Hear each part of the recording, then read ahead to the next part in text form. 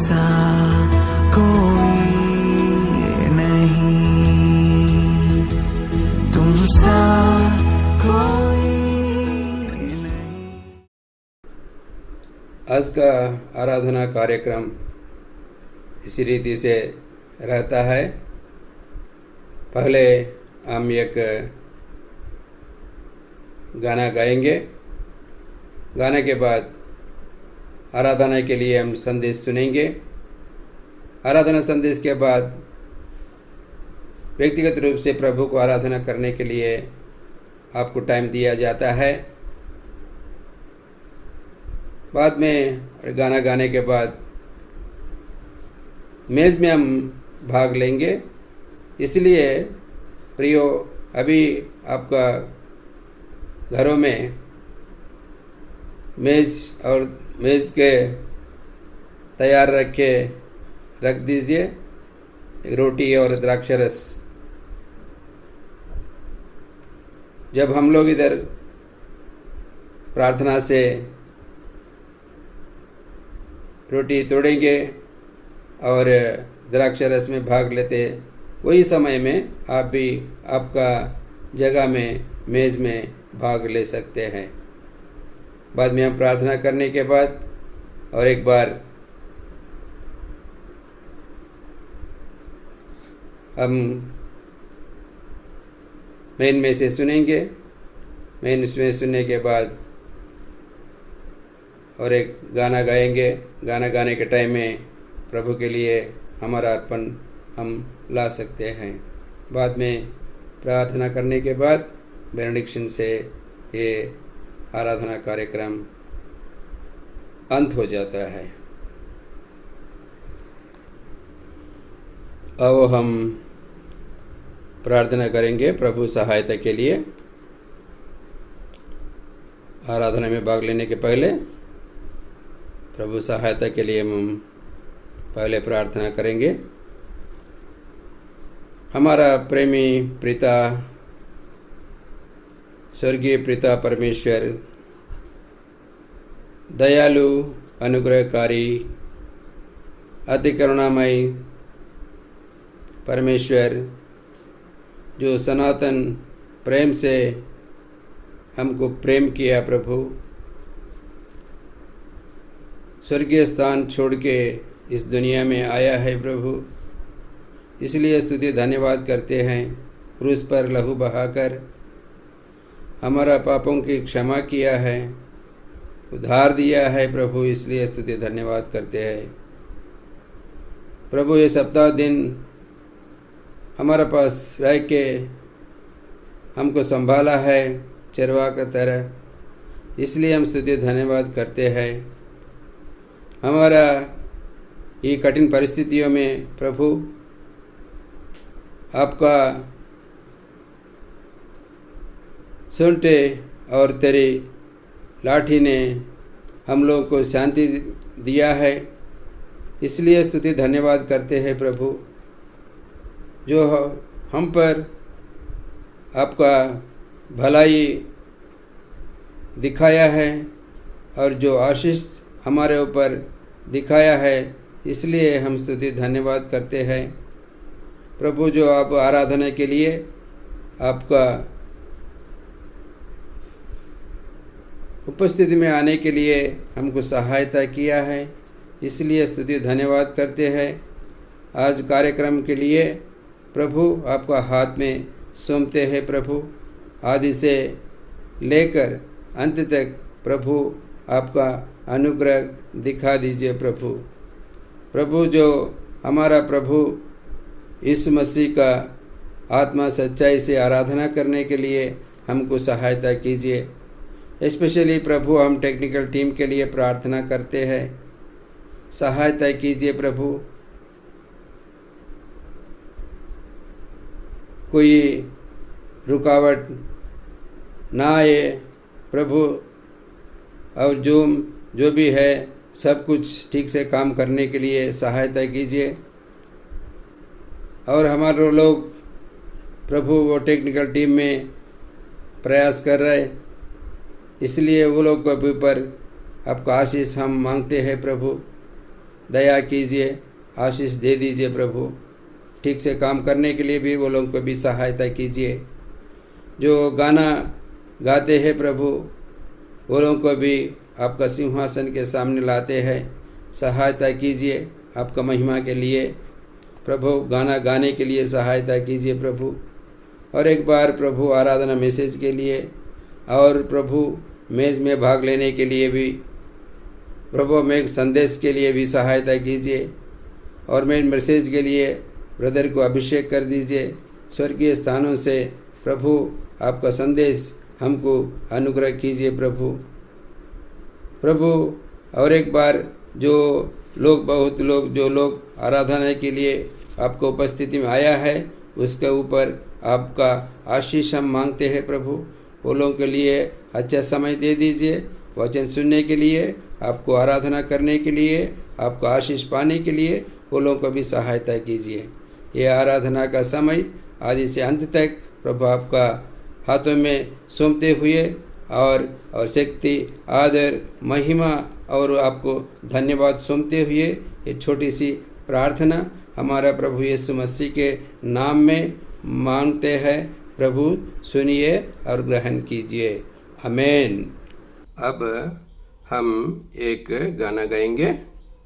महिमा करते पूरे अपने हाथ उठाकर आराधन करते हैं। महिमा करते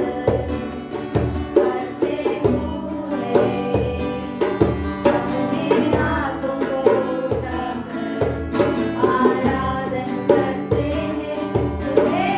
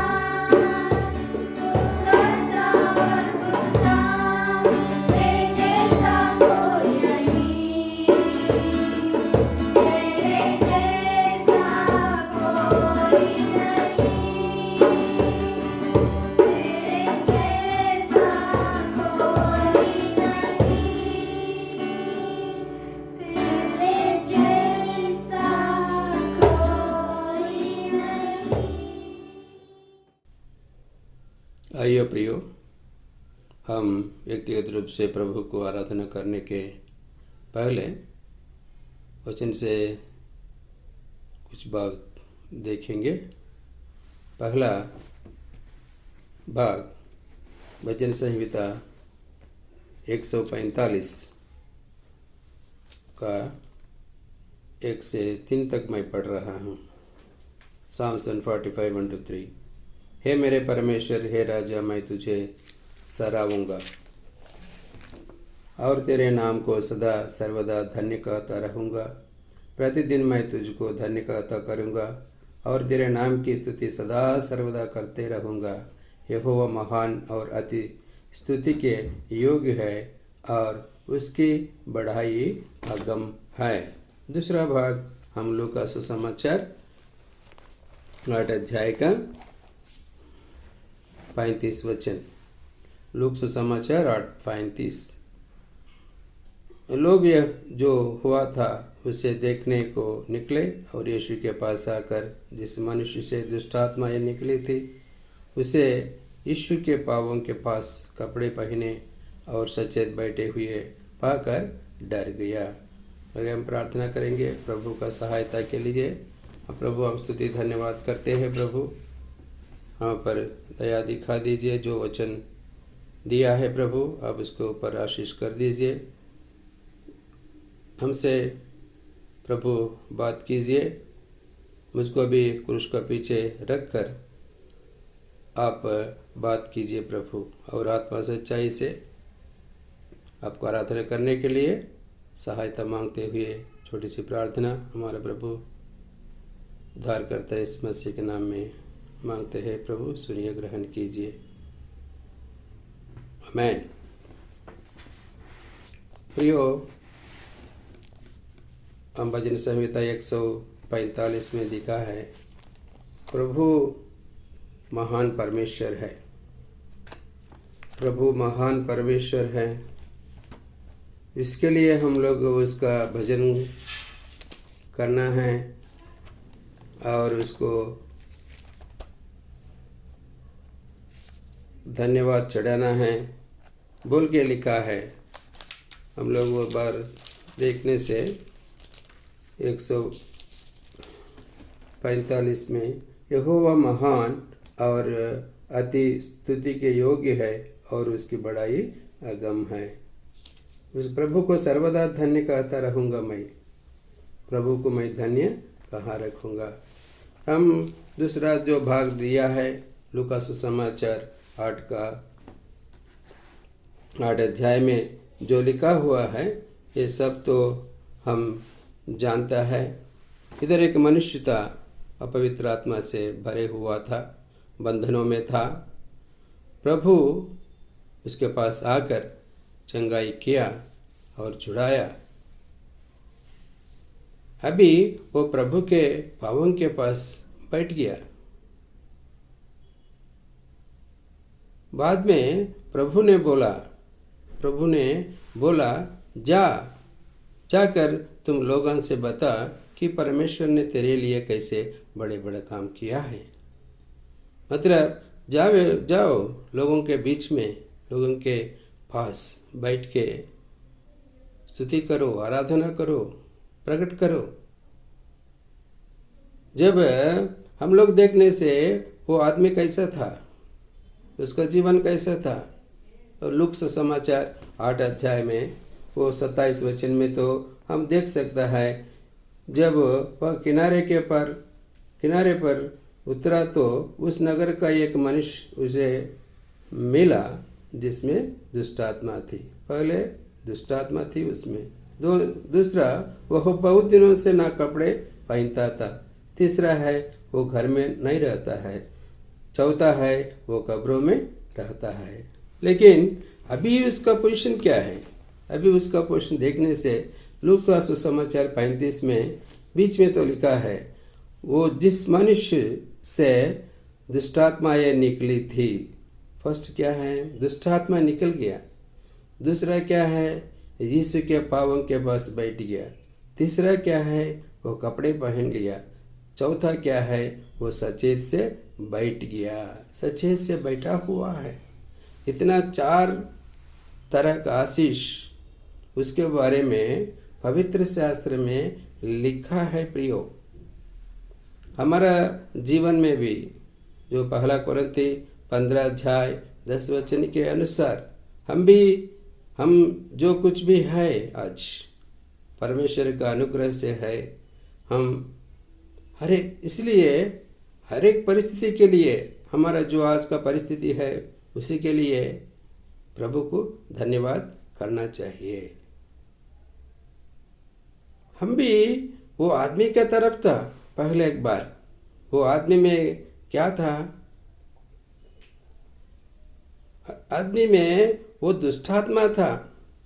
मतलब दुष्टात्मा ये हमारे जीवन में था, परमेश्वर का आत्मा नहीं था, मनुष्य आत्मा भी नहीं था, लेकिन दुष्टात्मा था। हम भी जन्म से, कर्म से और सोच विचारों से हम अशुद्ध थे, मलिन थे, अपवित्र थे। जैसा उस आदमी को प्रभु ने छुड़ाया जब हम पापों के दासत्व में थे। प्रभु ने उसका लहू के शक्ति द्वारा हमको छुड़ाया है, इसलिए हम धन्यवाद करना चाहिए। दूसरा ये है, पहले वो आदमी कहाँ था? वो घर में नहीं रहता था, नगर में भी नहीं है, लेकिन परमेश्वर से दूर था। परमेश्वर से दूर था, वो घर में नहीं रहता था, कब्रों में रहता था। लेकिन अभी कहाँ है? प्रभु के पावों के पास बैठ गया। देखिए, हम लोग भी देखने से एफिसियों का पत्री 2 अध्याय 12-13 में देखने से, एफिसियों का पत्री 2 अध्याय 12-13 मैं पढ़ रहा हूँ। तुम लोग उस समय मसीह से अलग और इस्राएल की प्रजा के पद से अलग किए हुए और प्रतिज्ञा की वाचाओं से भागी ना थे और आशाहीन और जगत में ईश्वर रहित थे। पर अब मसीहा यीशु में तुम जो पहले दूर थे, मसीह के लहू के द्वारा निकट हो गया है। हम भी दूर थे प्रभु से, आशाहीन थे, लेकिन प्रभु का अनुग्रह से लहू के द्वारा उसका निकट आ गया। प्रभु का उपस्थिति में हम आया है, प्रभु का संगति में हम आया है। प्रभु से बैठने के लिए हमको मौका मिला है, इसलिए प्रभु को स्तुति धन्यवाद देना है। तीसरा विषय हम देखने से, वो कपड़े पहनकर पहले वो दुष्टात्मा निकल गया, दूसरा वो प्रभु के पास बैठ गया। अभी तीसरा हम देखने से वो कपड़े पहनकर, मतलब उसमें आत्मीय कपड़ा नहीं था, उसका शारीरिक से कपड़ा नहीं था बहुत दिनों से। लेकिन हमारा जीवन में देखने से हमारा जीवन में आत्मिक कपड़ा नहीं था, लेकिन जो प्रभु ने उसके लिए कपड़ा दिया है, वो आदमी कपड़ा पहन के प्रभु के साथ बैठ गया। मतलब हमारे जीवन में भी आत्मिक कपड़ा नहीं था, है तो भी एक बार हम खोया था। उत्पत्ति का 3 अध्याय 10 में हम देखने से परमेश्वर ने आदम से बोलता है, आदम से पूछता है, आदम कहाँ है? तू कहाँ है? तब आदम ने बोलता है, मैं तेरा शब्द सुनकर डर गया क्योंकि मैं नंगा था। जब वो नंगा था, परमेश्वर ने क्या किया? उत्पत्ति का 3 अध्याय 21 में हम लोग देख सकता है, परमेश्वर ने आदम और उसके पत्नी के लिए चमड़े के अंगार के वस्त्र बनाकर पहना दिया। मतलब उधर एक पशु और प्राणी को बलि हुआ है, उसका चमड़ा लेके आदम और हव्वा के लिए वस्त्र बनाया प्रभु ने। लेकिन हमको आत्मिक कपड़ा देने के लिए यीशु मसीह खुद बलिदान हुआ है। प्रियो, इधर से लिखा है मत्ती सुसमाचार 27 अध्याय का 28 में, उसके यीशु मसीह का कपड़े उतार कर उसे लाल रंग का बागा पहनाया। यीशु मसीह के कपड़े उतार कर बोल के लिखा है पवित्र शास्त्र में। हमको, आपको, मुझको, हम लोगों के लिए आत्मिक वस्त्र देने के लिए यीशु मसीह क्रूस पर उसका कपड़ा त्याग किया है। हम देखते हैं वो चित्रों में भी वो क्रूस का चित्र रहता है। क्रूस का चित्र वो यीशु मसीह का जो शरीर का ऊपर है ना, बहुत छोटा सा कपड़ा रहता है। हम ऐसा चित्र हम देख सकते हैं बाहर दुनिया में। मतलब प्रभु परमेश्वर ने सब कुछ हमारे लिए वो त्याग किया है वस्त्र, हमको आत्मीय वस्त्र देने के लिए। वो ऐसे 61:10 में तो लिखा है, उसने मुझे उद्धार के वस्त्र पहनाया, धर्म की चादर ओढ़ दी। हमको उद्धार वस्त्र देने के लिए, धर्म का वस्त्र देने के लिए यीशु मसीह ने आपका उसका कपड़ा त्याग किया है, हमको वस्त्र पहनाया है, इसलिए हम स्तुति धन्यवाद करना चाहिए। लास्टली चौथा का है वो सचेत से, वो आदमी सचेत से बैठ गया, जो लूका का सुसमाचार 8:35 में जो लिखा है, वो सचेत से बैठ गया, मतलब राइट माइंड से बैठ गया। बैठ गया कहाँ था पहले? वो कब्रों में था, परमेश्वर से दूर था, लेकिन अभी कहाँ बैठ गया? परमेश्वर के साथ बैठ गया, परमेश्वर के पास बैठ गया, इतना नजदीक, इतना निकट बन बैठ गया। हम लोग देखने से एफिसियों का पत्री 2 अध्याय 5 और 6 वचन में हम लोग देखने से,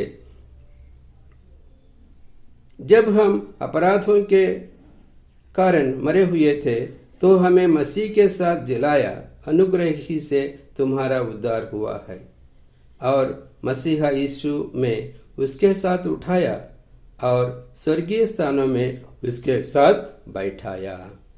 हम लोग अपराधों में मरा हुआ था, लेकिन मसीह के साथ जिलाया, अनुग्रह से उद्धार दिया और उसके साथ बैठाया प्रियो। इसलिए हम लोग प्रभु के लिए स्तुति धन्यवाद देना है। आजकल प्रभु का साथ बैठने के लिए समय हुआ दिया है, प्रभु का संगति हमको मिल गया है। इसलिए ये 4 विषयों के लिए हम प्रभु को स्तुति धन्यवाद करते हैं। एक बार हमारा जीवन में दुष्ट आत्मा था, प्रभु दुष्ट आत्मा निकल दिया, पाप का उदासत्व से हमको छुड़ाया। दूसरा वो है उसका पापों के पास, उसको उपस्थिति में बैठने के लिए हमको लाया है प्रभु ने, उसका लहू के द्वारा, बलिदान के द्वारा, और उसको कपड़ा पहनकर, कपड़ा आत्मीय वस्त्र हमको दे दिया प्रभु ने। आखिरी हम लोग देख सकता है वो प्रभु के साथ बैठ गया। इतना अच्छा आशीष हम के लिए प्रभु रखा है। हमको विश्वास है एक दिन प्रभु के साथ स्वर्गीय स्थानों में उसका सिंहासन पर उसके साथ हम उसके साथ और उसके पास हम बैठने के लिए प्रभु स्थान बना रहा है। इसलिए प्रभु को स्तुति धन्यवाद करेंगे। प्रभु हमको वो लूका सुसमाचार 8 अध्याय जो 35 वचन में तो लिखा है, वही के लिए हम धन्यवाद करना है। प्रभु मुझको दुष्टात्मा से निकाल दिया, मुझसे दुष्टात्मा ही निकाल दिया। प्रभु मुझको आपका पापों के पास बैठने के लिए मौका दिया और आत्मिक कपड़ा दिया प्रभु, और सचेत से मैं आपके पास बैठने के लिए स्वर्गीय स्थानों में हमको जगह प्रभु रखा है। आप सिद्ध कर रहा है प्रभु, आप हमारा जीवन में साथ रह के हमको संभाल रहा है। आज जो भी हम लोग है प्रभु आपका कृपा से है। ये छोटी सी संदेश प्रभु आशीष करे। अरे अभी आप लोगों के लिए व्यक्तिगत रूप से आराधना करने के लिए थोड़ा समय दिया जाएगा। आत्मा सच्चाई से प्रभु को आराधना करने के लिए प्रभु हमको सहायता करे।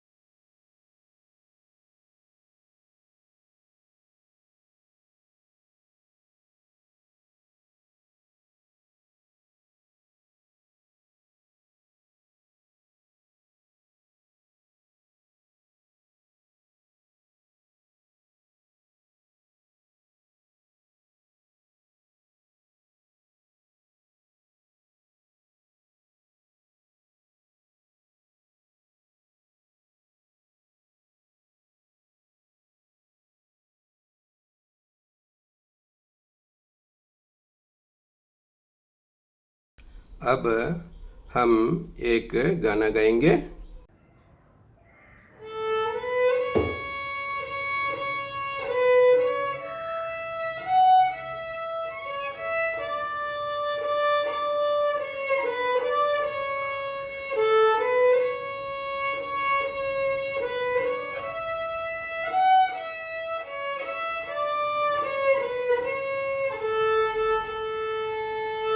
धन्यवाद के साथ स्तुति गाऊंगा, यीशु मेरे खुदा, उपकार तेरे बेशुमार, कोटि कोटि स्तुति धन्यवाद। धन्यवाद के साथ स्तुति गाऊंगा, यीशु मेरे खुदा, उपकार तेरे बेशुमार, कोटि कोटि स्तुति धन्यवाद। धन्यता से बढ़ के दिया, ये अपनी दया से तूने मुझे,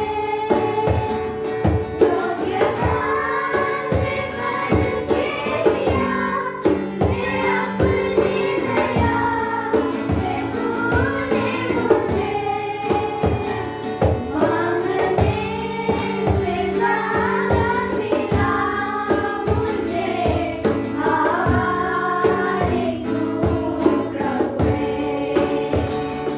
मांगने से ज़्यादा मिला मुझे, आभारी हूँ प्रभु। धन्यवाद के साथ स्तुति गाऊंगा, यीशु मेरे खुदा, उपकार तेरे बेशुमार, कोटि कोटि स्तुति धन्यवाद। तूने सच जिंदा खुदा, निरंतर भरोसा मेरा, तूने सच जिंदा खुदा, निरंतर भरोसा मेरा, सेवा पूरी करके पूरी नाम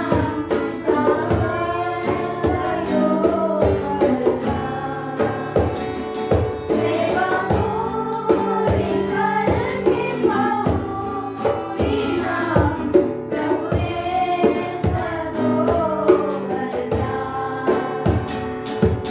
धन्यवाद के साथ स्तुति गाऊंगा,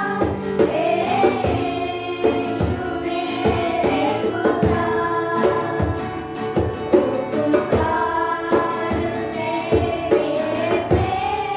बेशुमार, कोटि कोटि स्तुति धन्यवाद, कोटि कोटि स्तुति धन्यवाद।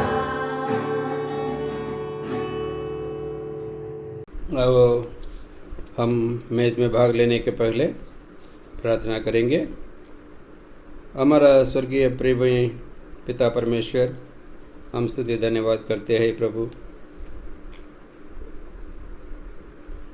हमको जो सनातन प्रेम से हमको प्रेम किया है, स्वर्गीय स्थान छोड़ के इस दुनिया में आया है प्रभु, हमारे लिए क्रूस पर आप लहू बहाया, हमारा पर अनुग्रह दिखाकर उद्धार दिया है, इसलिए हम स्तुति धन्यवाद करते हैं प्रभु। हमको जीवन देने के लिए, अनंत जीवन देने के लिए आप क्रूस पर लहू बहाया, बलिदान हुआ है, इसलिए हम स्तुति धन्यवाद करते हैं प्रभु। आप जो क्रूस पर जो किया है प्रभु, वो बलिदान को हमारा जीवन में याद करने के लिए जो मौका दिया है, इसलिए हम स्तुति धन्यवाद करते हैं। लेकिन प्रभु ये आपका मेज़ में योग्यता से हम लोग भाग लेने के लिए सहायता कीजिए। आपके लहू के पास हम आते हैं प्रभु, हम आपका क्रूस के पास आते हैं प्रभु, हमको क्षमा कीजिए, योग्यता से मेज़ में भाग लेने के लिए सहायता कीजिए। ये छोटी सी प्रार्थना हमारे यीशु मसीह के नाम में मांगते हैं, सुनिए, ग्रहण कीजिए, आमीन। अब हम मेज़ में भाग लेने के पहले हम प्रभु से संदेश सुनेंगे और ये संदेश के बाद जब हम रोटी इधर तोड़ते हैं और द्राक्षारस में भाग लेते हैं, तब आप भी आपका घरों में मेज़ में भाग ले सकते हैं। हमारा जीवन को जांच के मेज़ में योग्यता से भाग लेने के लिए कुछ वचन हम देखेंगे। पहला कुरिन्थियंस 11 अध्याय 23 से 26 तक मैं पढ़ रहा है, क्योंकि यह बात मुझे प्रभु से पहुंची और मैंने तुम्हें भी पहुंचा दी कि प्रभु यीशु ने जिस रात वह पकड़वाया गया रोटी ली और धन्यवाद करके उसे तोड़ी और कहा, यह मेरी देह है जो तुम्हारे लिए है, मेरे स्मरण के लिए यही किया करो। इसी रीति से अपने बियारी के पीछे कटोरा भी लिया और कहा, यह कटोरा मेरे लहू में नई वाचा है, जब कभी पीओ तो मेरे स्मरण के लिए यही किया करो।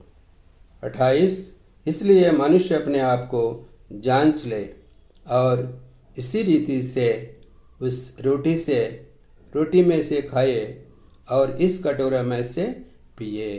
दूसरा भाग यूहन्ना सुसमाचार 6 अध्याय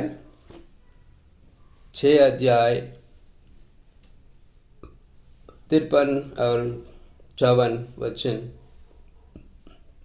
53 और 54 वचन मैं पढ़ रहा है। यूहन्ना सुसमाचार 6 अध्याय 53 और 54 वचन। John 6:53 and 54। यीशु ने उनसे कहा, मैं तुमसे सच सच कहता हूँ कि जब तक तुम मनुष्य के पुत्र का मांस ना खाओ और उसका लहू ना पीवो, तुम्हें जीवन नहीं। जो मेरा मांस खाता और मेरा लहू पीता है, अनंत जीवन उसी का है, और मैं उसी अंतिम दिन फिर जिला उठाऊंगा। हम लोग इधर देख सकता है यूहन्ना सुसमाचार में जो लिखा है, प्रभु यीशु ने खुद बोला है, प्रभु यीशु ने खुद बोला है। इस वचन में प्रभु का मेज में हम भाग लेने से या प्रभु का मांस खाने से और उसका लहू पीने से क्या क्या आशीर्वाद मिलता है। इधर 3 महान आशीर्वाद लिखा हुआ है। क्या है? पहला है, वह लहू ना पीवो तुमसे जीवन नहीं। मतलब जो मेज में भाग लेते हैं इसमें क्या रहता है? जीवन रहता है। जब मेज में भाग नहीं लेने से वो साफ साफ कहता है उसका वो मांस ना खाओ और उसका लहू ना पीवो, तुम में जीवन नहीं है। जीवन मिलता है पहला। दूसरा आशीष क्या है? 54 वचन में, जो मेरा मांस खाता और मेरा लहू पीता है, अनंत जीवन उसी का है। अनंत जीवन, जीवन और अनंत जीवन। तीसरा क्या है? और मैं उसे अंतिम दिन फिर जिला उठाऊंगा। तीन आशीष इधर लिखा हुआ है। तीन आशीष, एक तो हम लोग जीवन पाते हैं, दूसरा ये बात है हम लोग अनंत जीवन मिलता है, तीसरा ये है जब प्रभु आएगा वह अंतिम दिन फिर जिला उठाएगा हमको, उठाएगा। हे प्रियो, इतना महान आशीर्वाद हमको देने के लिए यीशु मसीह क्रूस पर बलिदान हुआ, लहू बहाया। इसलिए वह बलिदान को स्मरण करने के लिए प्रभु ने कहा, मेरे स्मरण के लिए यही किया करो। यदि कोई प्रभु पर अभी तक विश्वास नहीं करने से अभी अभी यीशु मसीह के ऊपर विश्वास करो, उसको अंगीकार करो, करके जो प्रभु दे रहा है तो जीवन, अनंत जीवन पाइए। और जब प्रभु आएगा वह अंतिम दिन उठाएगा। कितना अद्भुत आशीर्वाद ये मेज से जुड़ा हुआ है। ये मेज में कौन कौन भाग ले सकता है? जो प्रभु पर विश्वास किया है, उसके लहू से उद्धार पाया है और बपतिस्मा लिया है। हम कैसे ले सकता है? मनुष्य अपने आप ही जांच के मेज में भाग ले सकता है। 1 कुरिन्थियों 11:28 में तो लिखा है, अपने आप जांच के मेज में भाग ले सकता है। प्रियो, हमारा जीवन कैसा है? प्रभु की अनुग्रह से, प्रभु को स्मरण करते हुए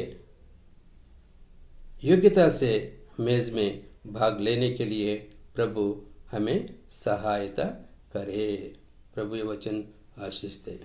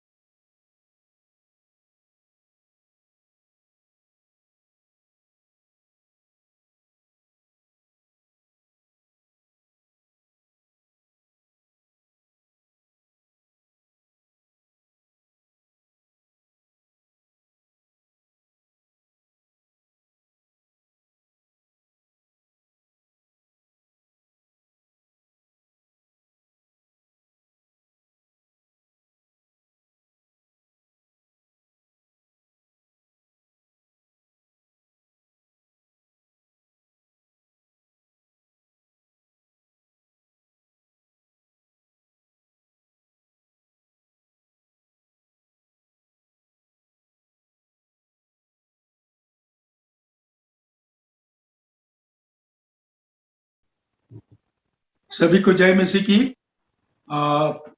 आपसे मिलकर मुझे बहुत खुशी हो रही है। मैं चाहता हूं कि आप सब प्रभु के वचन के लिए तैयार है और चाहता हूं कि आप प्रभु के वचन को सुनने के लिए परिपूर्ण रीति से तैयार रखिए। आइए आज का ध्यान के लिए हम यूहन्ना रचित सुसमाचार उसका दूसरा अध्याय 1 से लेके 11 तक हम पढ़ेंगे।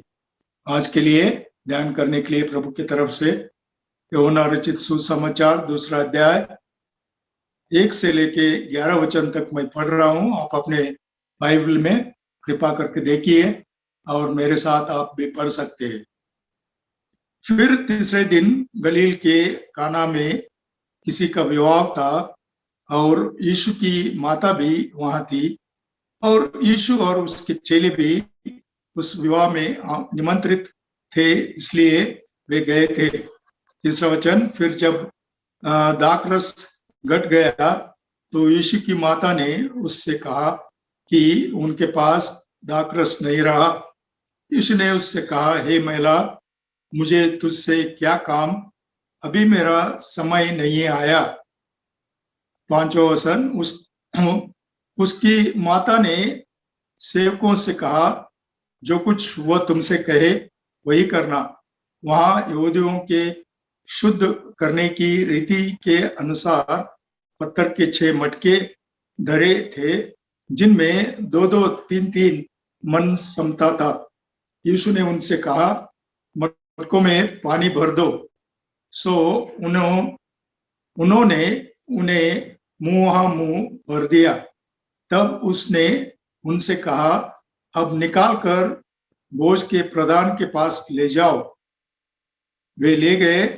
जब बोझ के प्रधान ने वो पानी चखा जो दाखरस बन गया था और नहीं जानता था कि वो कहां से आया है, परंतु जिन सेवकों ने पानी निकाला था वे जानते थे, तो बोझ के प्रधान ने दूल्हे को बुलाकर उससे कहा, हर एक मनुष्य पहले अच्छा दाखरस देता है और जब लोग पीकर छक जाते हैं तब माध्यम देता है, परंतु तूने अच्छा दाखरस अब तक रख छोड़ा है।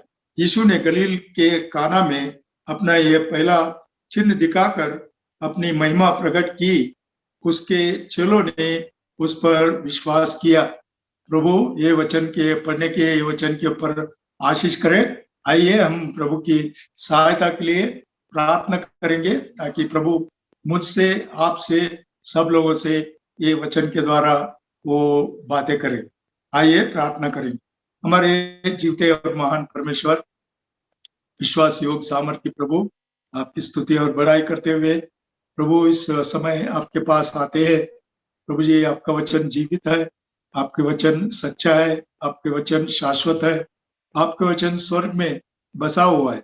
जब तक आप इसके भेदों को हमको नहीं खोलते, हम इसको समझ नहीं सकते। इसके लिए आत्मा के द्वारा जो पढ़े हुए वचन है उसके ऊपर आपकी आशीष चाहते हैं। प्रभु जी, ये वचन, प्रभु जी, ये आत्मिक मन्ना है, इसको आप तोड़े और हमारे आत्मिक उद्धार के लिए और उन्नति के लिए आप इसे तोड़कर हमें बांटिए। मुझे एक दास पर करुणा कीजिए। प्रभु जी, आपकी दया दृष्टियां मेरे ऊपर बनी रहे। आत्मा के द्वारा मुझसे, हमसे आप बातें करें और प्रभु जी, होने दे कि जो कुछ आपके हृदय के अनुसार है वो वचन मेरे मुंह से निकले, ताकि आपके बच्चे प्रभु जी इन वचनों को सुनकर तृप्त हो जाए और उनके जो भी प्रश्न है, जो भी उनके प्रभु जी तकलीफ है, जो भी उनके प्रभु जी शंकाएं है, सब निकाला जाए और आपकी नाम की महिमा हो। आपके वचन में कहता है, शिष्यों ने आपके उस चिन्ह को देखा और आपके ऊपर विश्वास किए। इस रीति से आपके वचन सुनने के द्वारा हमारे अंदर, हमारे भीतर प्रभु जी विश्वास और बढ़ने के लिए आप इस सहायता कीजिए। हमारे प्रार्थना को सुनिए प्रभु जी। सारे देखिए और अनदेखी शक्तियों को आपके जयवंत नाम में बांधते हुए और अपने आप को आपके लहू के छिड़काव के नीचे लाते हुए इस छोटी सी विनती को हमारे उद्धारकर्ता प्रभु यीशु के नाम से मांगते, सुने और कबूल करें। आमीन। इस पढ़े हुए भाग में हमने देखा कि काना एक नाम का एक शहर है जहाँ पे प्रभु यीशु मसीह जाते हैं। वहां संदर्भ क्या था? परमेश्वर के वचन में हम देखते हैं वहां एक विवाह हो रहा था, शादी हो रहा था। इस शादी जो परमेश्वर के वचन में हम देखते हैं कि शादी एक ऐसा एक सामाजिक वो एक समारोह है जिसमें एक लड़का और लड़की वो शादी करके एक घर को बसाते हैं। ये जो शादी का जो रचना है ये परमेश्वर खुद ही रचा हुआ है। ये परमेश्वर के ओर से मनुष्य के द्वारा बनाया हुआ नहीं है। यह मादी में देखते हैं कि परमेश्वर ने मनुष्य को बनाया और उसको अकेला देखा, तो परमेश्वर ने सोचा कि इसके लिए मैं एक सहायक बनाऊंगा। और हम देखते हैं कैसा उसी की शरीर से एक स्त्री को निकालकर उसने उसके पास लाया और उन दोनों को एक किया और कहा ये दो शरीर है लेकिन अब से वो एक शरीर होंगे। तो इस रीति से ये विवाह एक भेद है, एक संबंध है जो परमेश्वर ने उसको रचा है। तो इसको हमको जानना चाहिए कि शादी जहाँ पे भी होता है, जो व्यक्ति के साथ कोई भी धर्म में, कोई भी मजहब में, कोई भी रीति रिवाज से होता है तो परमेश्वर के तरफ से। और इधर हम देखते हैं कि प्रभु यीशु मसीह की जो माँ थी वो भी वहां पे थी। और परमेश्वर के वचन में यहाँ लिखा हुआ है कि दूसरा वचन में, और यीशु और उसके चेले भी उस विवाह में निमंत्रित थे। देखते हैं कि प्रभु यीशु मसीह को भी निमंत्रण मिला इस विवाह में जाने के लिए। तो यीशु मसीह और उसके चेले भी उस विवाह में वो लोग शामिल थे। जैसा विवाह चल रहा था हम देखते हैं वहां पर खाना और पीना होता है। जैसे ही तो उसकी माँ उसके पास आती है, जो मरियम है प्रभु यीशु मसीह की धरती के ऊपर माँ, वो उसके पास आकर उससे कहती है कि उनके पास दाखरस कम पड़ा है। थोड़ी देखिए बड़ा शादी हो रहा है जिसमें पीने के लिए जो दाखरस होता है, वो दाखरस जो द्राक्ष से बना हुआ रहता है, वो पीने के लिए जो देते हैं तो वो लोगों में कम पड़ गया। अब कैसा ये परिस्थिति है हम और आप जान सकते हैं। शादी में जब इस रीति से खाना या पीने का कोई वस्तु कम बढ़ जाए तो कैसा बेइज्जती का एक परिस्थिति उस हम देखते हैं जो शादी के चलाने वाले माँ बाप है, दूल्हे का माँ बाप है, उसके ऊपर एक शर्मिंदगी की एक बात हो सकती है। तो ऐसी परिस्थिति इस शादी में आया बोल के हम देखते। तो वो जाकर प्रभु यीशु मसीह अपने प्रभु यीशु मसीह की माँ प्रभु यीशु मसीह को कहती है कि उनके अंदर द्राक्षरस नहीं है। अब तक प्रभु यीशु मसीह यहाँ कोई आश्चर्य कोई काम और सेवा उसने प्रारंभ नहीं किया।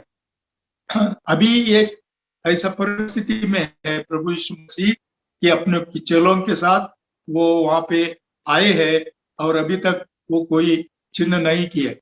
लेकिन प्रभु यीशु मसीह कहते हैं मेरा समय नहीं आया और मुझे तकलीफ नहीं देना।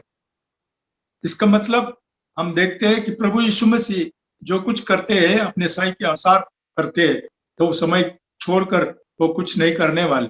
इतना ही नहीं कि वो अपने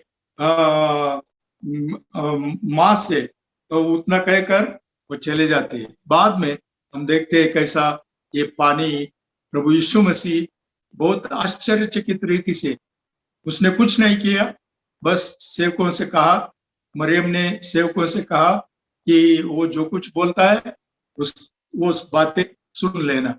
और प्रभु यीशु मसीह भी सेवकों से इतना ही कहते हैं, जहाँ पे 6 बांदलियां रखी हुई थी जो पानी भरते थे अपने शुद्ध करने के लिए, मतलब हाथ पैर धोने के लिए। वो यहूदियों का एक रीति रिवाज है, जहां से भी वो बाहर से आते हैं तो अपने हाथ और पैर जब तक वो नहीं धोते तब तक वो खाते भी नहीं है, घर में भी नहीं जाते। तो इस रीति से ऐसे बांदलियां जो बड़े बड़े मटके रखे हुए थे, उसमें पानी भरने के लिए यीशु मसीह कहते हैं। तो जो सेवक थे उसको वो पूरा भर दिए, पूरा भर के रख दिए। यीशु मसीह कुछ नहीं कहे, वो सिर्फ इतना ही कहा कि अब लेके जाओ, लेके जाके उस जो भोज का मालिक है, जो भोज देने वाला मतलब जो प्रधान रहता है, जो खाना देने वाला, उसको जाके दो। तो वो लोग लेके गए और जब उसको दिए तो उसने चखा कि देखा कि ये तो द्राक्ष रस पहले के द्राक्ष रस से बहुत अच्छा है। तो वो जो शादी का जो दूल्हा था, दूल्हे को बुलाया और उसने उसको कहा कि क्या तू जो अच्छा द्राक्ष रस है, लोग तो क्या कहते हैं, लोग तो करते हैं कि पहले जो अच्छा द्राक्ष रस है पहले देते हैं, बाद में जो कुछ अच्छा नहीं बचा कुचा जो भी रहता है वो बाद में देते हैं। लेकिन तुम तो अच्छा द्राक्ष रस को रख लिए और पहले ही वो जो अच्छा नहीं था उसको दे दिए। तो उसको भी पता नहीं लगा कि यह कहाँ से आया, कैसा आया, और दूल्हे को भी ये पता नहीं था। इस रीति से प्रभु यीशु मसीह पहला एक चमत्कार इस गलील नाम के काना में उसने किया। प्रियो, हम इस अद्भुत कहानी से या इस चिन्ह से हम कुछ आत्मिक बातों को सीख सकते हैं। हमारे जिंदगी में भी हम देखते हैं कमी और घटिया आते, तो जब हमारे जीवन में संकट आते, हमारे जीवन में क्लेश आते, हमारे जीवन में कमी आते, हमारे जीवन में जब घटिया पड़ते हैं, किसका भी हो, पैसे का हो या हमारे खाने पीने की चीज का हो या हमारे कुछ भी हो सकता है, उसमें जब हम अपने जीवन में घटिया पाते हैं तो तब हम भी ऐसी परिस्थिति में गुजर के जाते हैं जैसा परिस्थिति इस दूल्हे का पिताजी का था और वो जो शादी रचा रहे थे उनका था। वैसी परिस्थिति में हम भी इस दुनिया में जाते हैं, तो हमको क्या करना चाहिए, हमको क्या कैसा हम इस परिस्थिति से निकल सकते हैं। तो कुछ बातों को हम देखेंगे इस अद्भुत कार्य के द्वारा हम कैसे इस परिस्थिति से बच सकते हैं। तो हम देखते हैं कि इधर पहली बात जो है, हम देखते हैं कि यहाँ पर दूसरे वचन में लिखा हुआ है, और यीशु और उसके चेले भी उस विवाह में निमंत्रित थे। अगर आपको ऐसे परिस्थिति का सामना करना है, अगर आपको इस ऐसी परिस्थिति से गुजर के उससे आपको उबरना है, तो जीवन में ऐसी कठिन परिस्थिति से आपको गुजर के जाना है, तब आप अकेले इसको नहीं कर सकते, क्योंकि ऐसी परिस्थितियां हमारे हाथों के अंदर नहीं रहते। तो हम क्या देख सकते हैं इधर, अगर हमको ऐसे परिस्थिति से जयवंत होना है तो पहले एक काम हमको करना है कि जैसा यहाँ पर मसीह यीशु को वो लोगों ने निमंत्रित किया था। हम देखते हैं जब उनको ऐसी एक कठिन परिस्थिति उनके जीवन में आया, तो हम उस कठिन परिस्थिति से निपटने के लिए उनके पास कोई मार्ग नहीं था, एक ही एक मार्ग था, वो था प्रभु यीशु मसीह। इस रीति से अगर हमको जीवन में कठिन परिस्थिति से होके गुजरना है, तो हमको जयवंत होना है, परिस्थितियों के ऊपर विजय पाना है, तो एक ही एक मार्ग है कि हम अपने जीवन में, अपने व्यक्तिगत जीवन में, पहली बात अपने व्यक्तिगत जीवन का जो भी कठिन परिस्थितियां हमको उसके सामना करना है, तो पहले हमारे साथ उद्धारकर्ता होने का बहुत ही निश्चय आवश्यकता है। प्रभु यीशु मसीह हमारे साथ होना चाहिए, जो स्वर्ग और पृथ्वी का मालिक है, जो स्वर्ग और पृथ्वी को बनाया है, जो सब कुछ अपने हाथ में लेकर जो चलाता है, ऐसा परमेश्वर हमारे साथ होना बहुत जरूरी है। तो प्रभु यीशु मसीह, हम देखते हैं परमेश्वर का वचन में कहता है, वो किसी के पास वो जबरदस्ती नहीं घुसते, जबरदस्ती नहीं आते, मुझे अपने दिल में जगह दो, मैं आऊंगा। वो वो निमंत्रण के लिए वो वेट करते हैं। वो निमंत्रण हम उसको जब तक नहीं देते तब तक वो हमारे जीवन में वो प्रवेश नहीं करते। तो इसके लिए आपको अगर प्रभु यीशु मसीह को अपने जीवन में बुलाना है तो पहले से आपको उनको निमंत्रण देना है, आपको उनको बुलाना है अपने जिंदगी में, अपने जीवन में। वैयक्तिक रीति से आप प्रभु यीशु मसीह को उद्धारकर्ता मानना बहुत ही जरूरी है।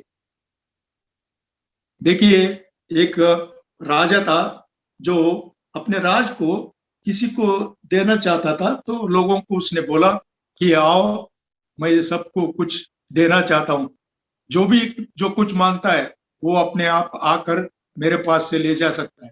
तो उसने ढेर लगाया, सोना, चांदी और मोती, जवाहर और दूसरे जो बहुमूल्य चीजें होते हैं, सबका वो एक एक ढेर लगाया। तो ढेर लगाने के बाद जब उसने बुलाया, एक एक लोग आए, मंत्री लोग अपने यहाँ, कुछ आए, कोई आए वो सोना लेके गए, कोई आया चांदी लेके गया, कोई आया जेवरात लेके गया, कोई आया कुछ लेके गया। एक जवान लड़का था, आखिरी में वो एक बचा। तो उसको तो राजा ने बोला, क्या जवान तू आया है, तेरे को क्या चाहिए, दे ले जा, तू भी ले जा। तो जवान ने कहा, मुझे कुछ नहीं चाहिए। क्या तू पागल के जैसा बात कर रहा है, क्यों नहीं चाहिए तुझे? नहीं चाहिए मुझे कोई भी ये दौलत, मुझे नहीं चाहिए। तो तुम क्या चाहते हो? राजा ने पूछा उससे, तुम क्या चाहते हो? तो उसने उत्तर दिया, राजा मैं तुम्हें चाहता हूं, मुझे ये सारे चीजें मुझे नहीं चाहिए, क्योंकि मैं आपको चाहता हूं। जब आप मुझे मिल जाएंगे, मुझे सारे चीज मिल जाएंगे। तो प्यारे भाई और बहनों, अगर आपके जीवन में कमियां है, घटिया है, आपके जीवन में गरीबी है, आपके जीवन में बहुत कुछ हो सकता है, लेकिन अगर उद्धारकर्ता आपके साथ है, अगर जगत का जो सृष्टिकर्ता आपके साथ है, आप सब कुछ पाए हुए लोग। इसलिए प्रभु को अपने जीवन में आमंत्रित करना बहुत ही जरूरी है। दूसरी चीज, प्रभु यीशु मसीह को अपने परिवार में आमंत्रित करना। यहाँ पर हम देखते हैं वो शादी में प्रभु यीशु मसीह को आमंत्रित किए, वो निमंत्रण दिए प्रभु यीशु मसीह को, प्लीज आप आइए, हमारे शादी में आप शामिल हो जाइए। तो हमारे जीवन में भी ये बहुत जरूरी है कि हमारे घर में, हमारे परिवार में, हमारे बीच में प्रभु यीशु मसीह को बुलाना और प्रभु यीशु मसीह को हमारे जीवन के केंद्र करना बहुत ही जरूरी है। हमारे परिवार के केंद्र करना प्रभु यीशु मसीह को बहुत ही जरूरी है। प्यारे भाई और बहनों, क्या आप प्रभु यीशु मसीह को अपने जीवन में बुलाए? व्यक्तिगत रीत से पति व्यक्तिगत रीत से प्रभु यीशु मसीह को अपने पास बुलाया है? क्या पत्नी व्यक्तिगत रीत से प्रभु यीशु मसीह को ग्रहण किया है? और दोनों मिलकर क्या प्रभु यीशु मसीह को अपने कुटुंब में, अपने परिवार में एक केंद्र व्यक्ति बनाया है? तब वो घर आशीष से भरा हुआ घर होगा। आपके जीवन में कोई भी कठिनाई, ऐसा नहीं कि कठिनाई हमारे जीवनों में नहीं आएगा, हमारे जीवनों में कठिनाइयां आएंगे, हमारे जीवनों में कमियां आएंगे, हमारे जीवन में बीमारियां आएंगे, हमारे जीवनों में बहुत सारे तकलीफें इस दुनिया, लेकिन हम प्रभु की स्तुति करना चाहिए कि हमारे साथ प्रभु यीशु मसीह है। आप अगर प्रभु यीशु मसीह को आपके जीवन में निमंत्रित किया है तो आप धन्य व्यक्ति है। परमेश्वर के वचन में कहता है, जिसके पाप क्षमा हो गए, जिसके द्रोह अपराध छुपे हुए, वो धन्य लोग हैं। तो हमारे पास कुछ भी अगर है, हमारे पास धन है, दौलत है, सब कुछ, शान और शौकत है, सब कुछ है, लेकिन अगर प्रभु यीशु मसीह हमारे साथ नहीं है, हम जीवन में बहुत सारे तकलीफों को और घटियों को हमको सामना करना पड़ेगा। परमेश्वर के वचन में हम आगे देखेंगे कि वे विवाह में निमंत्रित किए गए। आपके जीवन में अगर आशीष चाहिए, आपके जीवन में आप जयवंत जीवन बिताना चाहते, तो प्रभु यीशु मसीह को पहला काम करना है अपने जीवन में, अपने परिवार के जीवन में प्रभु यीशु मसीह को आमंत्रित करना है। दूसरी चीज, जब हमारे पास जब कमियां और घटिया आती है तो उसको क्या करना चाहिए? प्रभु के पास लेके आना चाहिए, प्रभु को बताना चाहिए कि प्रभु जी मेरे जीवन में ये कमी है, प्रभु जी मेरे जीवन में ये घटी है, इसको आप पूरा करें, इसको आप भर दे। मैं नहीं कर सकता, मैं इसको पूरा नहीं कर सकता, लेकिन आप जो है हमारे साथ, आप पूरा कर सकते हैं। तो उसको बताना है। यहाँ पर हम देखते हैं तीसरा वचन में कि मरियम यीशु मसीह के पास आई, फिर जब दाखरस घट गया तो यीशु मसीह को उसने बताया हमको प्रार्थना में प्रभु के पास जाना है, उसके लोग होकर उसको हम उनको बताना है कि हमारे जीवन में क्या घटिया है, हमारे जीवन में क्या घटिया है, हमारे जीवन में क्या कमियां है, हमारे जीवन हम किस परिस्थिति से गुजर रहे हैं। तो हमको प्रभु यीशु मसीह को उसके बारे में दिखाना है। दूसरी बात हम याद रखें, हमारे जीवन में जब हम प्रभु यीशु मसीह को उद्धारकर्ता मानते हैं, उनको एक तरफ बिठा के नहीं रखने का, सिर्फ एक तौर के ऊपर एक हम मसीह लोगों को बहुत आदत सी हो गई है कि प्रभु यीशु मसीह को वो बस क्या करते हैं, दीवार के ऊपर चिपका देते हैं, बस वो हमारा जीवन में प्रभु यीशु मसीह हमारे घर में आ गए। लेकिन हमको जब उनको हमारे जीवन में लेके आते हैं तो उनके साथ रोज हमको संबंध रखना है, हमको उनसे साथ बात करना है, उनको बताना है कि हमारे जीवन के बारे में, हमारे जीवनों में क्या होता है क्या नहीं होता है, वो सब कुछ प्रार्थना में प्रभु यीशु मसीह के पास लाना चाहिए। दूसरे विषय आप याद रखिए कि अगर आपको परिस्थिति से ऊंचे उठना है तो आपको प्रभु यीशु को अपनी बातों को बोलना है। और तीसरा चीज कि प्रभु यीशु मसीह जो कुछ करता है अपने समय पे करता है, वो समय से पहले कुछ नहीं करता। तो आप जब प्रार्थना में उनके पास जो कुछ लेके आते हैं तो आप प्रार्थना करते रहिए, तो जब तक आप करते रहिए तब तक, जब तक आपको उत्तर नहीं मिलता तब तक आप प्रार्थना करते रहना चाहिए। जब प्रभु का समय आएगा वो अपने काम को करेंगे। परमेश्वर के वचन में लिखा हुआ है हर एक के लिए एक समय नियमित किया गया है, हर एक के लिए एक समय नियमित किया गया है। तो वो समय के अनुसार परमेश्वर के वचन में लिखा है, वो समय के अनुसार सब कुछ वो जगह करने वाला परमेश्वर है। प्रभु यीशु मसीह अपने समय के अनुसार अपने काम करते हैं, समय से पहले नहीं और समय से बाहर भी नहीं, समय के अनुसार सब कुछ वो अच्छा करने वाले परमेश्वर है। तो इसलिए उसके ऊपर हमको उसके पास आना है, उसको प्रार्थना करना है, निरंतर प्रार्थना करना है जब तक अपना मतलब प्रभु यीशु मसीह का समय नहीं आता। हमारा समय तो हमेशा के लिए रहता है, हम हमेशा उत्सुक रहते हैं कि हमको ये मिले, हमको वो मिले, लेकिन प्रभु वही चीज देगा और वही समय मिल जाएगा जब उसका समय पूरा होता है। तो इस वचन में हम देखते हैं कि प्रभु यीशु मसीह उस अपनी माँ से कहता है कि मेरा समय अभी तक नहीं आया, तो समय जब आएगा वो जरूर करेगा, वो समय कभी भी हो सकता है। तो इधर वचन में हम देखते हैं उतना उसने कहा, चला गया, वो मरियम चली गई, लेकिन तुरंत ही बाद में हम देखते हैं प्रभु यीशु मसीह सेवकों से कहता है उसको भर दो। तुरंत ही वो उसका जो समय था तुरंत आ गया और उसने अपना काम को कर दिया। तो प्रभु यीशु मसीह अपने समय के अनुसार वो सब कुछ करने वाले परमेश्वर है, लेकिन हमको उनके ऊपर निर्भर होना बहुत जरूरी है। तीसरा चीज हमने देखा कि हमको निरंतर प्रार्थना करना है, निरंतर प्रार्थना करना है परमेश्वर के समय आने तक। और चौथा विषय हम यहाँ पे देखते हैं कि मरियम वो सेवकों से कहती है कि वो जो कुछ कहे उसकी आज्ञा को माने। देखिए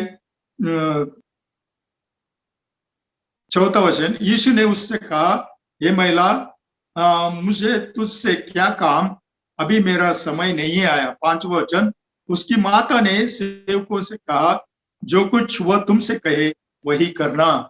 चौथा विषय हम देखते हैं, जो कुछ वो कहे वो करना। हमको ये बात बहुत सीखने का जरूरत है कि विश्वासी होकर हम लोग ये बात सीखना चाहिए, जो कुछ प्रभु कहता है उसको हमको मानना है, सुनना है। बहुत बार जो प्रभु कहता है हम लोग नहीं सुनते, एक कान से सुनते हैं, दूसरे कान से हम छोड़ देते हैं। लेकिन आशीष तभी मिलेगा, हमारे समस्याएं तभी हल होंगे जब उसके बातों को हम मानते हैं। उसके बातों को अगर हम नहीं मानेंगे तो हमारे जो काम है वो कभी नहीं पूरा होगा। तो याद रखिए, चौथा विषय हम देखते हैं कि उसके बात को हमको मानना है। परमेश्वर अपने बातों को कैसा करता है? क्या परमेश्वर हमारे से आमने सामने होकर हमसे बातें करता है जैसा हम लोग आपस में करते हैं? नहीं, परमेश्वर का वचन है, बाइबल है, जो परमेश्वर ने हमारे लिए दिया हुआ है। परमेश्वर इस बाइबल के द्वारा वो हमसे बातें करता है, और बाइबल में अपने मन को उसने लिख कर रखा हुआ है। तो परमेश्वर के लोग होकर हमको परमेश्वर की बातों को सुनना, पढ़ना है और उसको मानना है। परमेश्वर चाहता है उसके वचन को हम पढ़े और उसके वचन के अनुसार हम चलने वाले, उस वचन को हम मानने वाले हो। यहाँ पर चौथा विषय हम देखते हैं, उसके वचन के ऊपर मानना चाहिए। और देखिए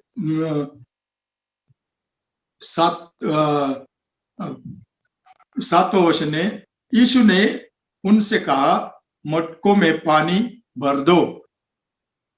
तो इधर यीशु मसीह सेवकों से बातें कर रहे हैं कि मटकों में पानी भर दो।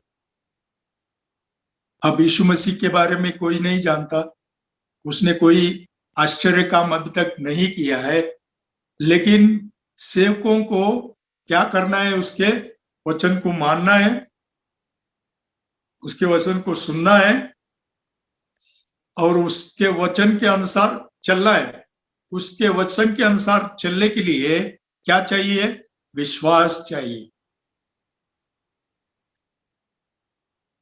जब हमारे अंदर विश्वास होता है तभी हमारा विश्वास वो क्या होता है? कार्य साधक होता है।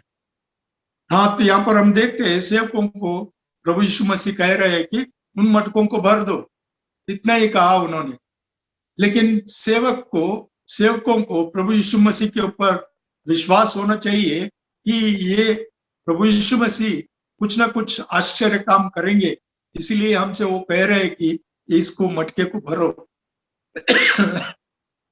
तो प्रभु यीशु मसीह जैसा वो कहते हैं कि उसके वचन के ऊपर हमको उस वचन को सुनना है और उसके वचन के ऊपर विश्वास करना है। जब हम विश्वास करते हैं, विश्वास के द्वारा हम बहुत कुछ कर सकते हैं।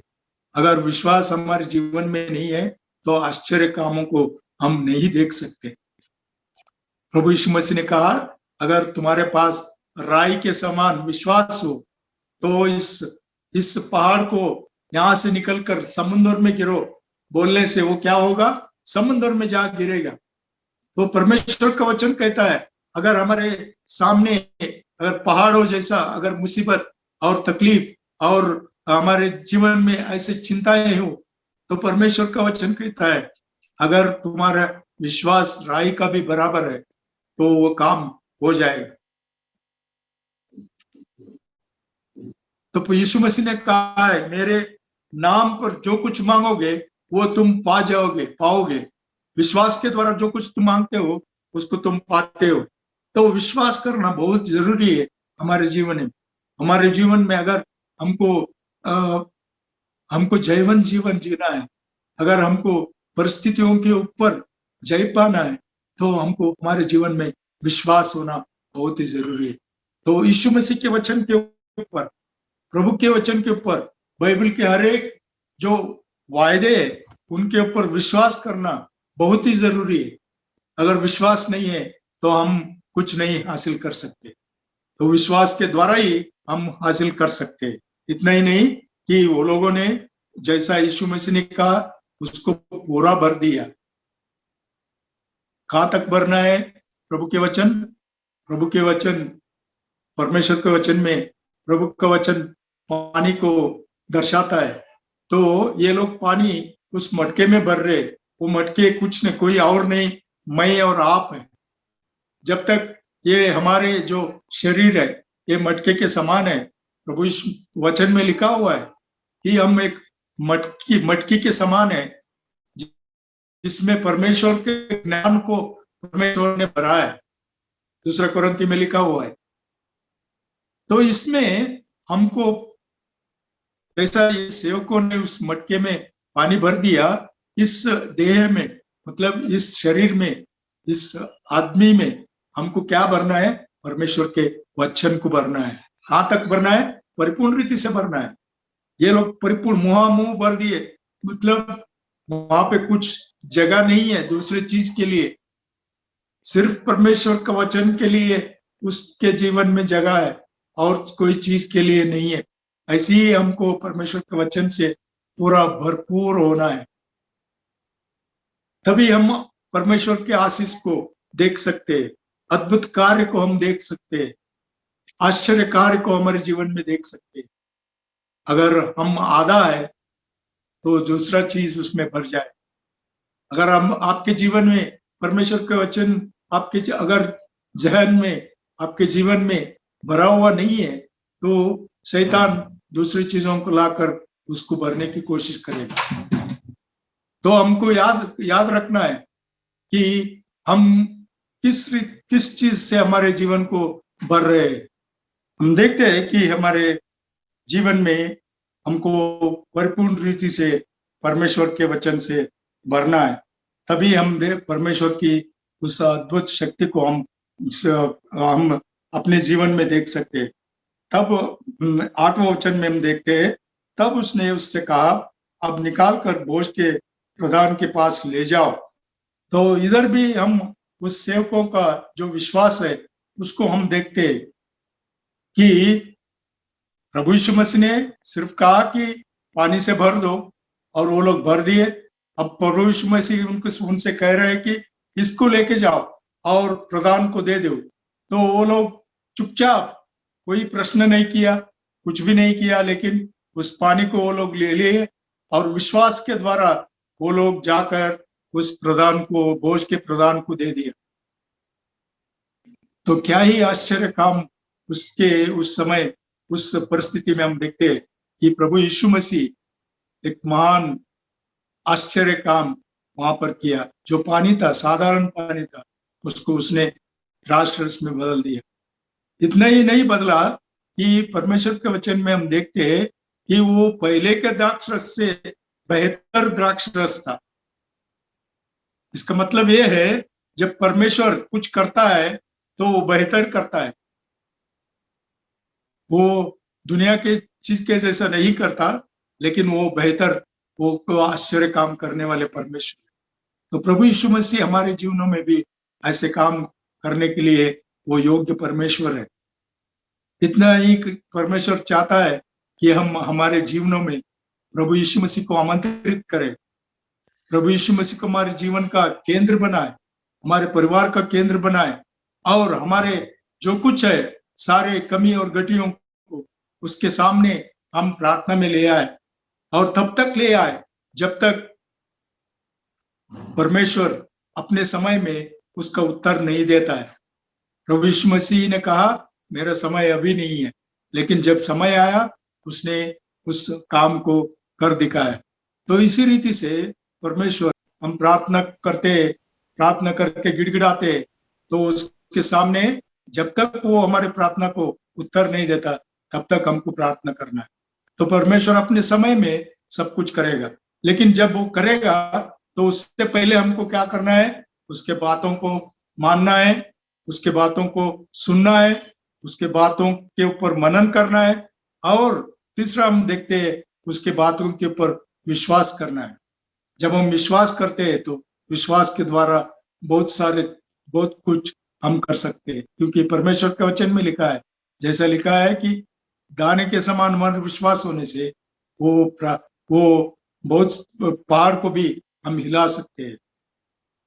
इतना ही नहीं, कि मेरे नाम में जो कुछ मांगो वो दिया जाएगा, परमेश्वर ने कहा है। और विश्वास के द्वारा प्रार्थना जब करेंगे तो उसका जवाब मिलेगा, यीशु मसीह ने कहा है। तो परमेश्वर के जो वायदे है उसके ऊपर विश्वास करना बहुत ही जरूरी है, अगर हमारे जीवन में अगर हम लोग आश्चर्य कामों को देखना चाहते हैं। तो उन्हें दे आज के दिन में जो कोई भाई और बहन ये संदेश को सुन रहे हैं कि उनके जीवन में ये काम आप भले करें, जैसा कि प्रभु यीशु मसीह उस काना में पहला आश्चर्य काम करके अपने महिमा को दिखाया, अपने महिमा को हमारे परिवारों में, हमारी जिंदगियों में वो दिखाना चाहता है। बस इतना चाहता है कि हम उसके अधीन रहे, उसको हम माने, उसके ऊपर विश्वास करें और उसके ऊपर विश्वास करके हम अद्भुत कामों को हमारे जीवनों में देख सके। परमेश्वर इस वचन के ऊपर आशीष दे। आइए प्रार्थना करेंगे। हमारे जीवते और महान परमेश्वर, आपको इस समय के लिए स्तुति करते हैं, आपके वचन के लिए स्तुति हो। आपके वचन प्रभु सच्चा और प्रभु जी आपका वचन जीवित वचन है, इसके लिए स्तुति करते हैं। आपके वचन के द्वारा जो कुछ हमको आपने सिखाया आज के लिए प्रभु जी आप स्तुति हो। हाँ प्रभु, होने दे जैसा इस शादी में उस दूल्हे के घर वाले जैसे कि आपको निमंत्रित किए, वैसे ही हम हमारे जीवनों में और प्रभु जी हमारे परिवारों में आपको निमंत्रण देने के लिए, आपको हमारे घर में बसाने के लिए और उद्धारकर्ता मानने के लिए आप सहायता करें। इतना ही नहीं, हमारे जो कमी और घटिया रहते हैं दुनिया में, जब हम जीवन बिताते हैं तो हमारे कमी घटियों को प्रभु कोई नहीं हल कर सकता सिवाय आप। तो आपके पास प्रभु हमारे सारे कमी घटियों को लेके आने के लिए आप सहायता करें। और इतना ही नहीं, हम तब तक प्रार्थना करें जब तक आपका समय नहीं आता है, क्योंकि आपके समय में सब कुछ भला करने वाले परमेश्वर आप है। इसके लिए प्रभु आपके ऊपर निर्भर होने के लिए आप सहायता करें। प्रभु जी निरंतर प्रार्थना के लिए आप मदद कीजिए। इतना ही नहीं प्रभु, आपके वचन को जानने वाले हम बन सके, आपके वचन से परिपूर्ण रीति से हम प्रभु जी भरे हुए लोग पर दिख सके और आपके वचन को प्रभु जी विश्वास करने वाले लोग बन सके। इस रीति से हमारे जीवनों में अद्भुत कार्यों को देखने के लिए आप सहायता करें। हमारे प्रार्थनाओं को सुनिए और हमारे भाई और बहन जो कुछ इस संदेश को सुने हैं उनके जीवन में आप काम कीजिए। और प्रभु जी हमारे प्रभु जी प्रार्थना के उत्तर दीजिए, महिमा पाइए। इस छोटी सी विनती को हमारे उद्धारकर्ता प्रभु यीशु के नाम मांगते, सुने और कबूल करें। आमीन। अब हम एक गाना गाएंगे।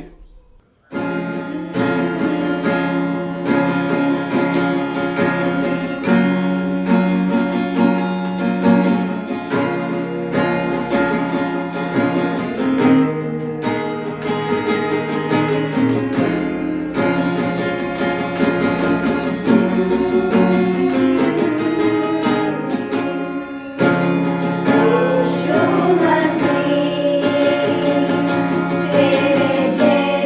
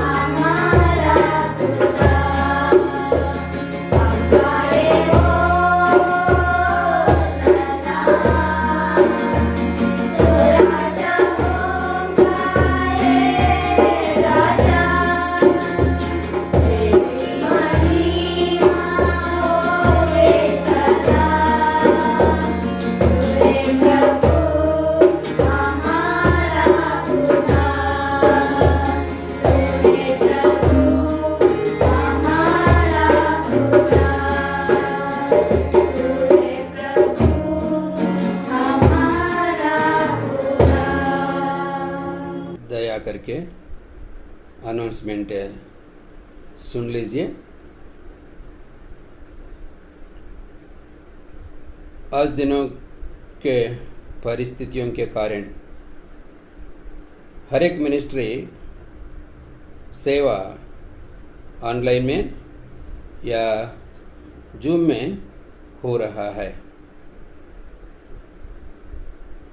मंगलवार शाम को 6:30 बजे में मंडली का प्रार्थना जूम में होता है। दूसरा और 14 शनिवार शाम को 6:30 में बाइबल अध्ययन रहता है।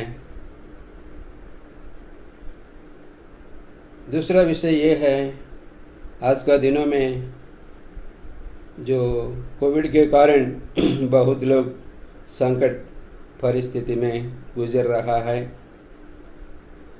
इसीलिए उसके लिए प्रार्थना करने के लिए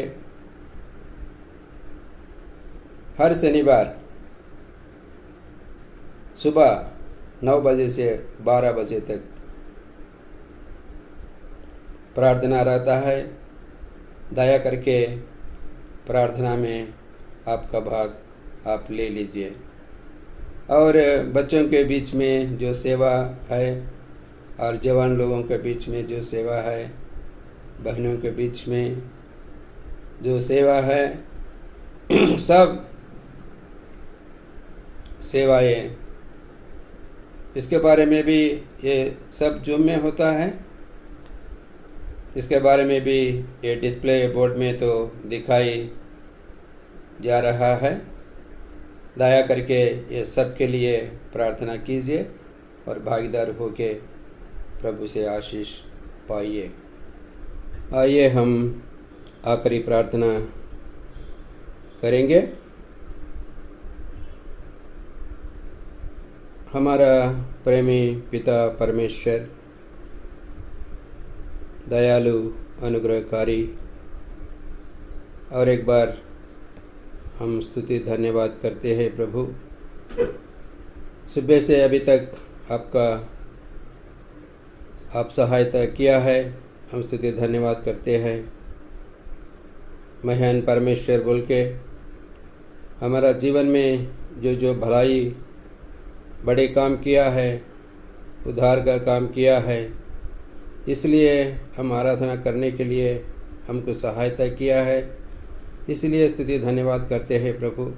और एक बार वुमेन मैसेज के लिए भी हम स्तुति धन्यवाद करते हैं। आपके लिए प्रभु हम जीने के लिए सहायता कीजिए प्रभु।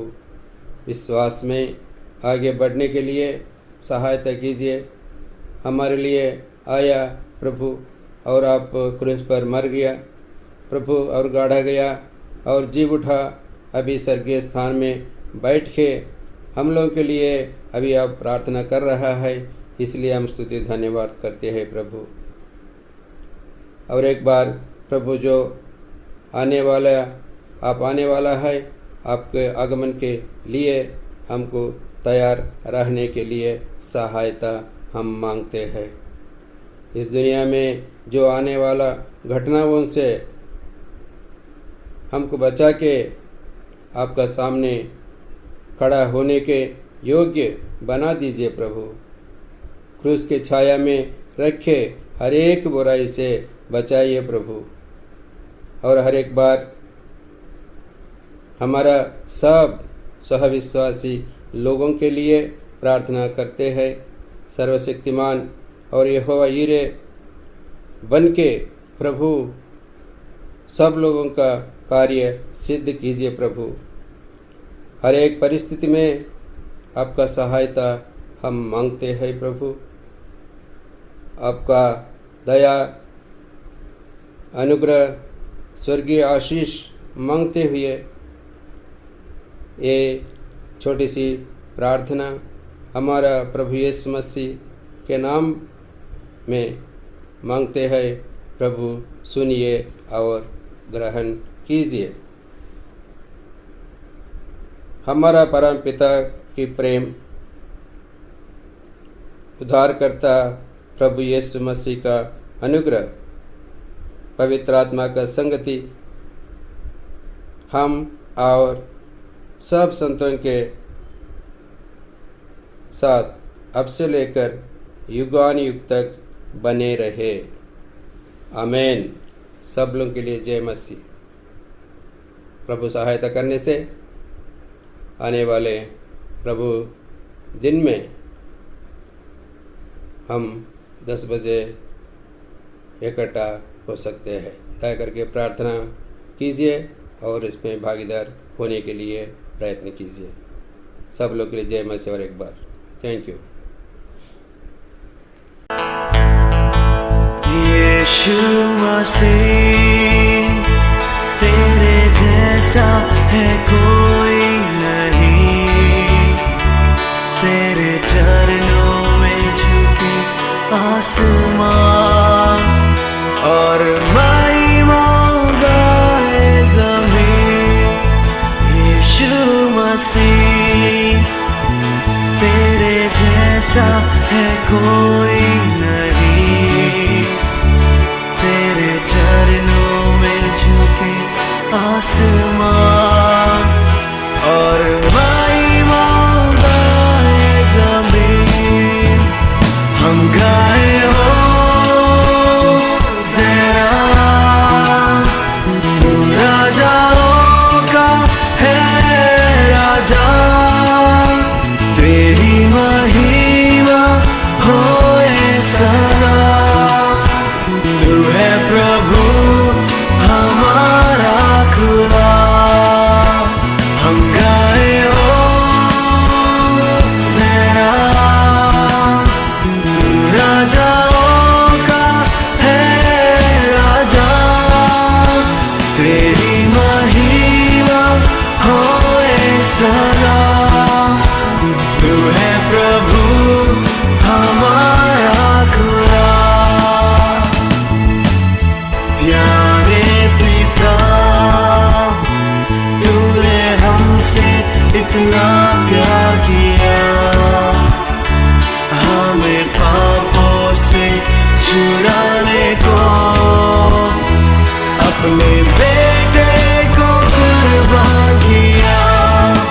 प्यारे पिता, तूने हमसे इतना प्यार किया, हमें पापों से छुड़ा